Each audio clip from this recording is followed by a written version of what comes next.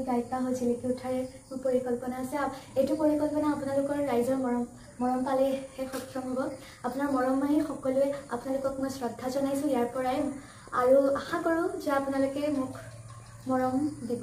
আৰু মোৰ নমস্কাৰ প্ৰিয় দৰ্শক, মই বৰ্তমান উপস্থিত আছোঁ এনে এটি ঠাইত যিটো ঠাই হয়তো আপোনালোকে কাহানিও দেখা নাই।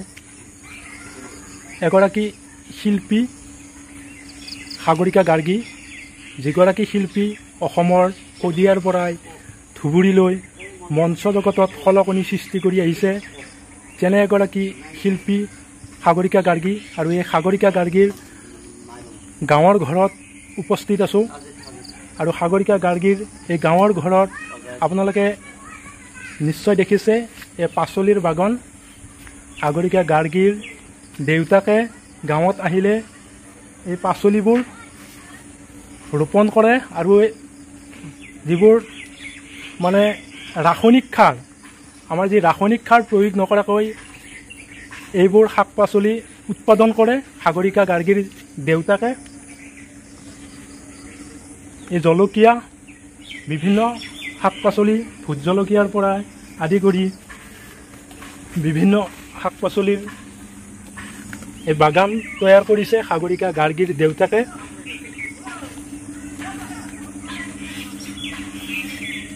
য'ত ৰাসায়নিক সাৰ প্ৰয়োগ কৰা নাই। আচলতে যিহেতু আমাৰ অসমৰ বজাৰখন, যি আমাৰ শাক পাচলি আছে, সেই পাচলিসমূহ প্ৰয়োজনতকৈ বেছি ৰাসায়নিক সাৰ প্ৰয়োগ কৰি আচলতে বিষাক্ত কৰি তুলিছে। তেনে সময়তে সাগৰিকা গাৰ্গীৰ দেউতাকে নিজ হাতেৰে পচন সাৰেৰে প্ৰস্তুত কৰিছে এখন সুন্দৰ বাগিচা, য'ত লাগিছে লাও কোমোৰা ভোল। আহক আমি সাগৰিকা গাৰ্গীৰ ঘৰৰ ভিতৰলৈ সোমাই যাওঁ। আজি সাগৰিকা গাৰ্গী গুৱাহাটীৰ পৰা নিজৰ গাঁৱৰ গৃহত আহিছে। আৰু সাগৰিকা গাৰ্গীৰ যিহেতু এইবাৰ হায়াৰ ছেকেণ্ডেৰী পৰীক্ষাত সাগৰিকা গাৰ্গীয়ে সুখ্যাতিৰে 87% নম্বৰেৰে কলা শাখাত সাগৰিকা গাৰ্গীয়ে নাম উজালাবলৈ সক্ষম হৈছে। আজি আমি সাগৰিকা গাৰ্গীৰ লগত কিছু কথা পাতিম। নিশ্চয় আপোনালোকে ভিডিঅ'টো স্কিপ নকৰাকৈ শেষলৈ চাই থাকিব। সাগৰিকা গাৰ্গী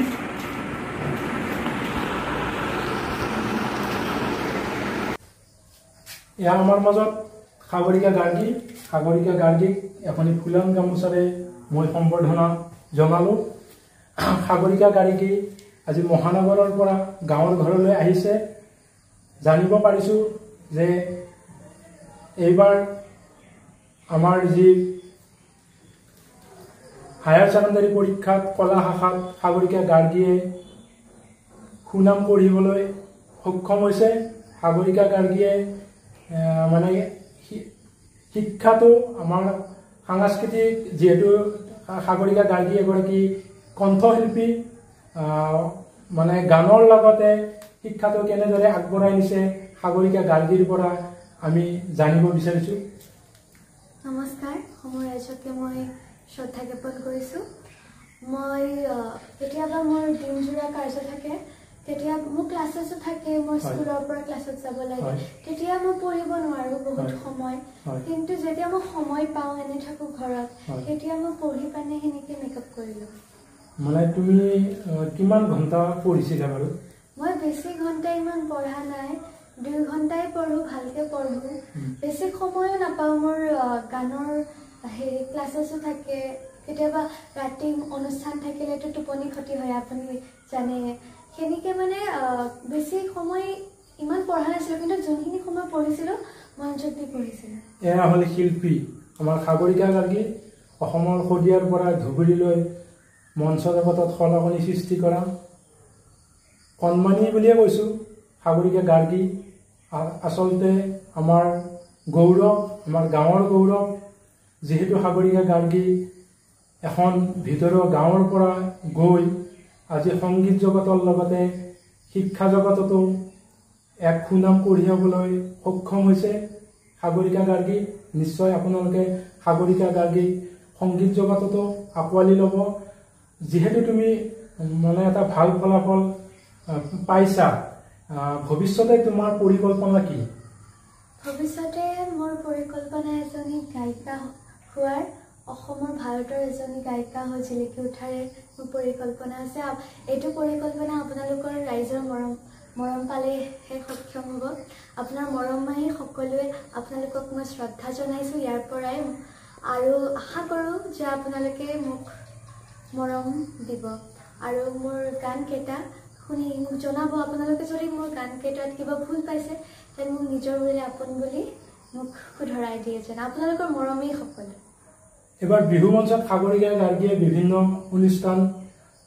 অনুষ্ঠানত সংগীত পৰিৱেশন কৰিছে।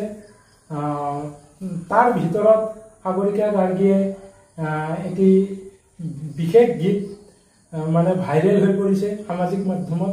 নিশ্চয় আপোনালোকে এই ভিডিঅ'ৰ জৰিয়তে দেখিবলৈ পাব যে সাগৰিকা গাৰ্গীয়ে যোৱাকালিও প্ৰগ্ৰেম কৰিছে নগাঁৱত, আৰু নগাঁৱৰ পৰা আহি মানে গুৱাহাটীলৈ আহিছে। গুৱাহাটীৰ যি মানে দেউতাকৰ যি কৰ্মসূত্ৰে কোৱাৰ্টাৰ আছে, কোৱাৰ্টাৰত থাকি আজি গাঁৱলৈ আহিছে।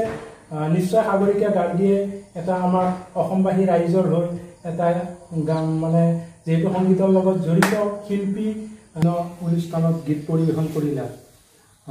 বিহু মঞ্চত পৰিৱেশন কৰা এটি কলি তুমি গাই দিবা নেকি?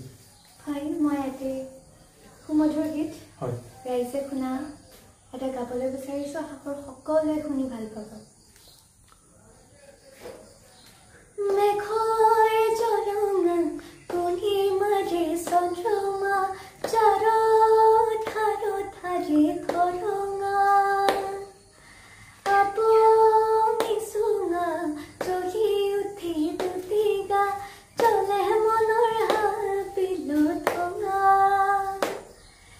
গভীৰ বননিত সোমাই চিকাৰী আঙুলি খুপি খুপি খুকলি তাৰে সানি যায় কৰে লুটি খাই হেঙুলি ঘৰ সজা পকি মেঘৰ জলঙা পূৰ্ণিমাৰী চন্দ্ৰমা জাৰত ধাৰি খৰঙা।